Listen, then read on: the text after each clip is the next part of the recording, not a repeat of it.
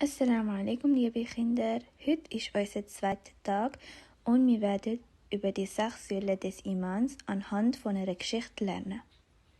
Umar ibn Khattab radiallahu anhu berichtet, einst, als wir bei dem Gesandten Allah sallallahu alaihi wasallam saßen, erschien plötzlich ein Mann, dessen Kleidung strahlend weiß und dessen Haar tiefschwarz war und der kein Anzeichen einer Reise an sich hatte und den niemand von uns kannte.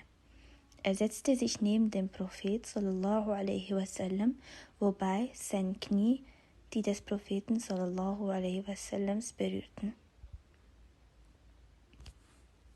Die Hände auf seine Oberschenkel legend, sagte er: Erzähle mir vom Glauben. Der Prophet sallallahu alaihi wasallam sagte: Du sollst glauben an Allah, an seine Engel, an seine Bücher, an seine Propheten, an den jüngsten Tag, und du sollst glauben, dass er das Schicksal bestimmt, sei es gut oder schlecht. Der Mann sagte: Das ist richtig.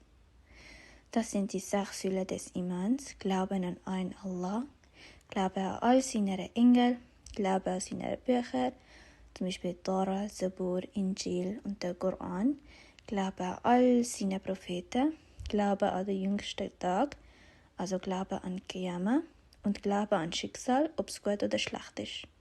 Und zum Schluss haben wir noch die 5 Säulen des Islams.